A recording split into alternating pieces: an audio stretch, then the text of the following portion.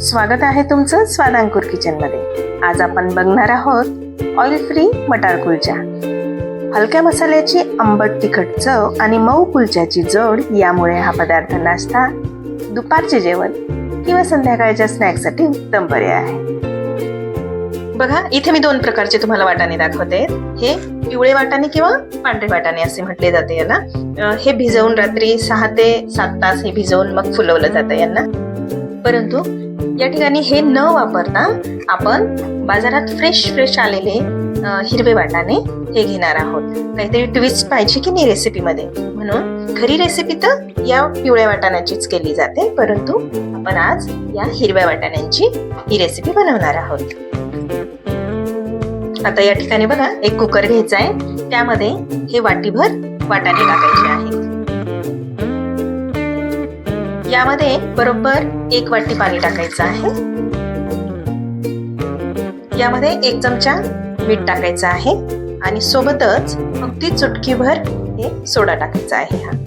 आता हा सोडा का टाकायचा, कारण आपण जर पिवळे वाटाणे घेतले तर ते थोडे हेवी असतात ना शिजायला, त्यामुळे सोडा टाकला की ते मऊ पडतात। परंतु इथे मी त्यासाठीच ती रेसिपी सांगते की प्रत्येक वेळी हिरवे वाटाणे नसणार आहे आणि जेव्हा तुम्ही असे पिवळे वाटाणे घेणार तेव्हा सोडा टाकायला विसरू नका। आता गॅसवरती हा कुकर ठेवायचा आणि याला कुकरला आपण 2 शिट्ट्या घेऊन घेऊ।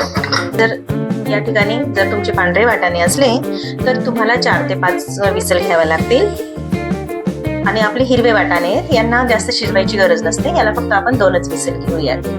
कुलचे बनवण्यासाठी इथे मी 3 चमचे दूध घेतलेलं आहे, कोमट दूध आहे आणि 2 चमचे दही घेतलेलं आहे। त्यासोबतच इथे 1 चमचा पिठी साखर घ्यायची आहे, अर्धा चमचा इथे बेकिंग सोडा घेतला आहे, अगदी चिमूटभर इथे खाण्याचा सोडा टाकलेला आहे। बस एवढंच मिश्रण इथे टाकायचं आहे। आता यामध्ये आपल्याला मैदा ऍड करायचा आहे। तुम्ही मैदा घेऊ शकता किंवा गव्हाचं पीठही घेऊ शकता। दूध, दही, बेकिंग पावडर आणि खाण्याचा सोडा, पिठी साखर, यामुळे काय होतं, हे जे कुलचे आहेत ना हे अगदी नरम, लुसलुशीत आणि अगदी असे फुल तयार होते। आता बघा, तुम्ही बघू शकता, मी जवळून दाखवते तुम्हाला, एअरी स्ट्रक्चर झालेलं आहे याचं। यामध्ये आता आपण 1 कप मैदा टाकूया। आता या स्टेजला आपण फक्त इथे चवीपुरतं मीठ ऍड करणार आहोत। हे पीठ चांगलं आता मळून घेऊया। आता या ठिकाणी बरेच जण म्हणतील की आम्ही मैदा खात नाही, आम्ही जर कणिक घेतलं किंवा गव्हाचं पीठ घेतलं तर चालेल का? तर नक्कीच चालेल, किंवा तुम्ही अर्धा मैदा आणि अर्धा गव्हाचं पीठ असंही घेऊ शकतात। पोळीच्या पिठापेक्षा थोडं नरम भिजवायचं आहे, जेणेकरून तुमचे जे कुलचे आहेत ते अतिशय सॉफ्ट, लुसलुशीत, भारी बनतील, मस्त बनतील ना। इथे थोडं तेल घ्यायचं आहे, तेलाचा हात लावून मी चांगलं 3 ते 4 मिनिटं याला चांगलं मळून घेतलेलं आहे आणि हे पीठ आपल्याला आता 1 तासासाठी मुरवायला ठेवून द्यायचं आहे। या ठिकाणी बनवायचा आहे आपल्याला एक मसाला, जो या छोले कुलच्यांना खूप छान टेस्ट देतो। इथे मी 4 लाल मिरच्या घेतल्या आहेत, तुम्ही कुठल्याही प्रकारच्या लाल मिरच्या घेऊ शकता, कोरड्या। त्यासोबतच इथे काळी मिरी घेतली आहे, ओवा, जिरे, हे सर्व मसाले चांगले गरम करून घ्यायचे आहे।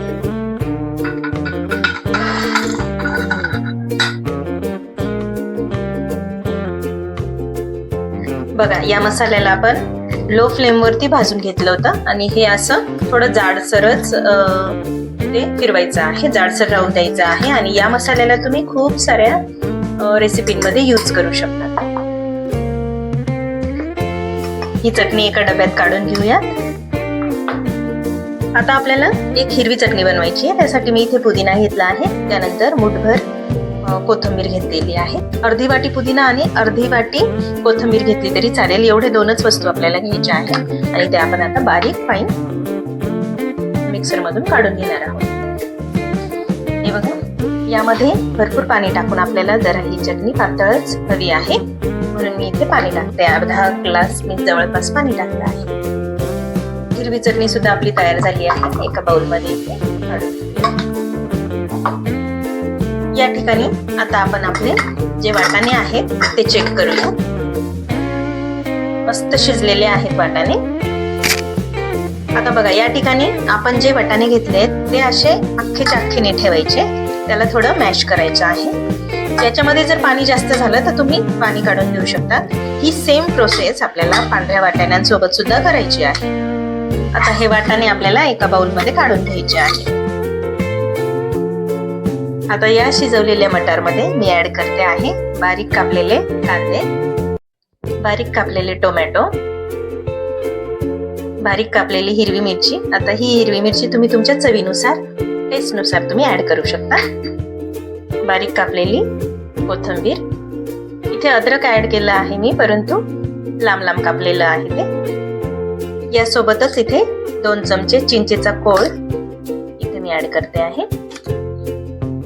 त्यासोबतच इथे हिरवी चटणी जी वाटून घेतली होती आपण पाणी टाकून, ती 2 चमचे ऍड करते आहे.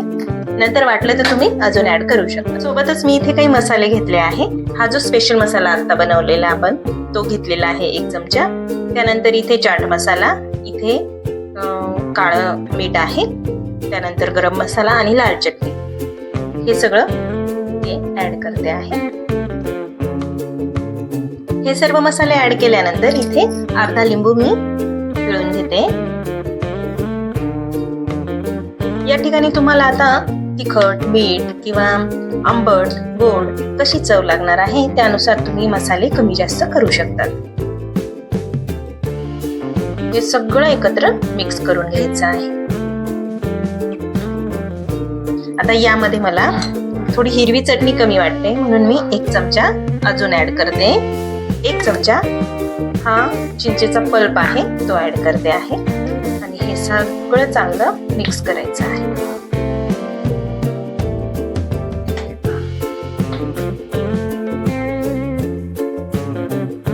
जसं की चाटच्या गाडीवरती ते खूप सारं मिक्स करतात, त्यांची क्वांटिटी पण जास्त असते. या ठिकाणी आपण कमी क्वांटिटी मध्ये बनवलेला आहे, परंतु होममेड आहे, सुरक्षित आहे खायला आणि कुठल्याही तेलाशिवाय आपण ही रेसिपी बनवलेली आहे म्हणून हेल्दी तर आहेच.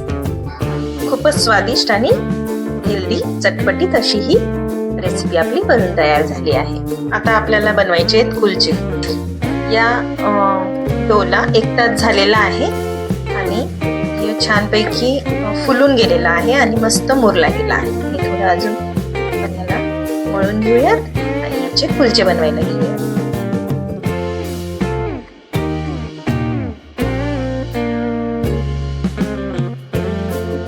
अगदी सॉफ्ट असा हा डो तयार झालेला आहे. खूप स्मूथ पण झालेला आहे. आता यापासून एक गोळा तयार करून घेऊया.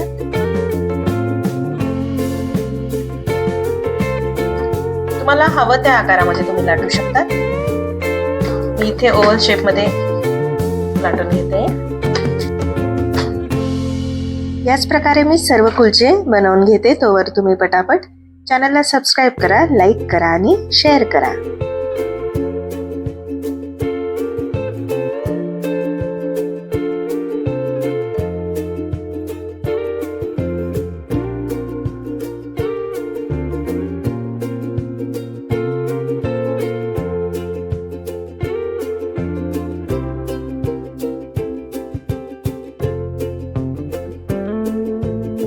इथे थोडंसं पीठ घ्यायचं आहे, कोरडं पीठ, आणि त्यावरती ओव्हल शेप मध्ये किंवा गोलाकार हा कुलचा लाटून घ्यायचा आहे.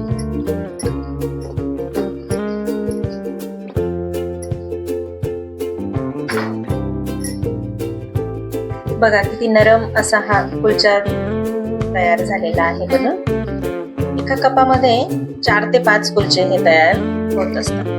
आता कोणी म्हणेल का की हे बिना ईस्टचा बनवलेला आहे, परंतु हो, आपण बिना ईस्टचा हा कुलचा बनवलेला आहे. बघा, इथे आपल्या छोल्यांना आपण एक तडका देणार आहोत, जो की ऑप्शनल आहे.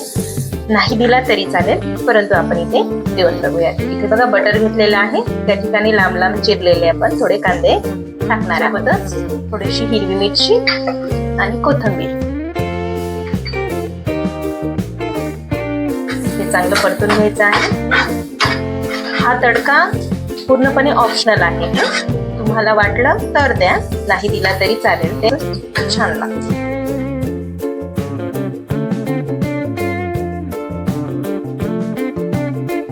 बघा, भाजी परतून झाल्यानंतर थोडी भाजी पॅन मध्येच राहू द्यायची आणि त्या पॅन मध्ये असे कुलचे परतून घ्यायचे आहेत, म्हणजे ते अधिकच टेस्टी लागतात. तर मग तयार आहे आपली छान मटर कुलच्याची भाजी. अगदी स्ट्रीट स्टाईल ही रेसिपी आहे. तर मग नक्की बनवून बघा आणि आपल्या स्वादांकुर चॅनलला सबस्क्राईब करा, शेअर करा, लाईक करा आणि तुमच्या काही कमेंट्स असतील तर त्या मला नक्की लिहून पाठवा. धन्यवाद.